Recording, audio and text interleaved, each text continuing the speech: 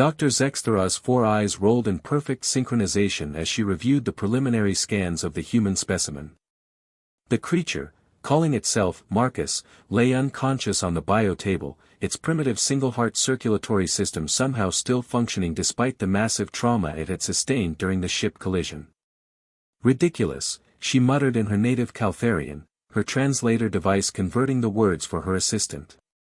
Look at this inefficient design. Single redundancy organs, a skeletal structure made of calcium phosphate instead of proper biometal, and a nervous system that relies on chemical transmission rather than quantum entanglement. Her assistant, Dr. Vorth, nodded his triangular head in agreement. The readings show extensive damage to what they call a liver. According to their medical files, this organ processes toxins. Just one. How did this species ever survive to achieve space travel? Zexthera clicked her mandibles dismissively. Pure luck, I imagine. Their homeworld must have been remarkably benign. She gestured at the holographic display showing Marcus's vital signs. Blood pressure fluctuating wildly, body temperature regulation completely dependent on external factors, and their immune system appears to be attacking itself in response to the trauma. I give this one perhaps 12 standard hours before complete system failure. The human had been brought aboard their medical vessel after a navigation error had caused his small exploration craft to collide with an asteroid field. His ship's primitive shielding had failed catastrophically, and the life support had been compromised for nearly 6 hours before the rescue. Any civilized species would have died within minutes of such exposure. Shall I prepare the stasis chamber for preservation? Vorth asked. The Galactic Council's Xenobiology Department would likely want to study the corpse.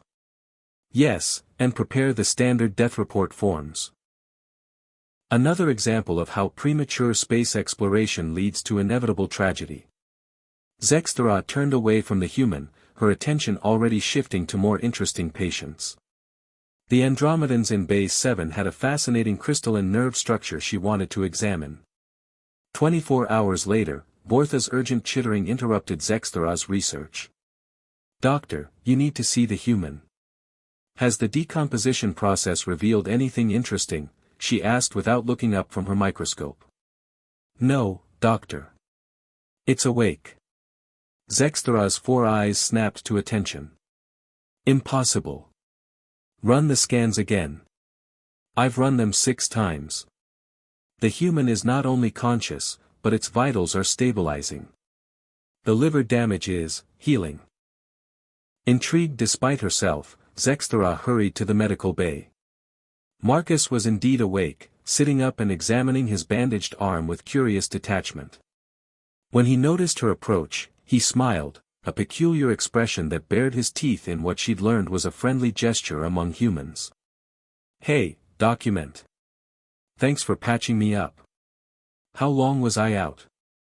Zexthera consulted her readings, certain there had been an error. 26 standard hours. You sustained catastrophic organ damage, radiation exposure, and severe decompression injuries. You should be dead. Marcus shrugged. Yeah, I feel pretty rough. Got anything for a headache? You feel rough? Zexthera's voice rose an octave. Your liver was functioning at 12% capacity. Livers are tough. I had a buddy back on Earth who pickled his for 30 years with alcohol and it still kept him going.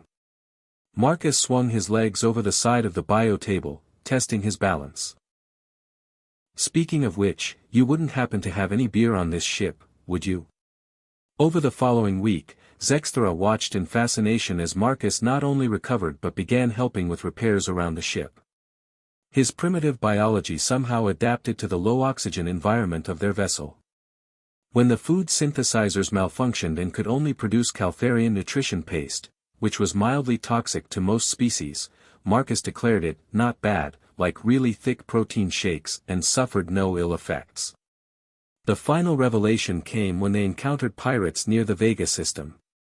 During the attack, a plasma conduit exploded near Marcus, bathing him in radiation that would have killed most beings instantly. He simply ducked, cursed creatively, and continued repairing the shield generators. Doctor, Borth whispered as they watched the human work, how is this possible? Zexthara reviewed her accumulated data, her scientific worldview crumbling and reforming. I believe we've been approaching this incorrectly. We assumed biological efficiency meant redundancy and perfection. But humans evolved for survival under the most hostile conditions. She watched Marcus jury-rig a critical system using nothing but spare parts and what he called elbow grease. They don't have backup organs because they don't need them. Their single organs are built to function under impossible stress. They don't have perfect environmental regulation because they're designed to adapt to any environment. We've been measuring them against our standards of biological sophistication, when we should have been measuring them against their standards of biological resilience. Marcus noticed their attention and grinned. You know, once we get this ship running properly, I should show you guys Earth. My grandmother always said the radiation levels there would kill a tourist, but the fishing's great. Zexthara realized that humanity hadn't stumbled into space travel despite their primitive biology. They had achieved it because of it. In a universe that constantly tried to kill everything in it, the humans had evolved to be unkillable. And that, she thought with a mixture of terror and admiration, changed everything.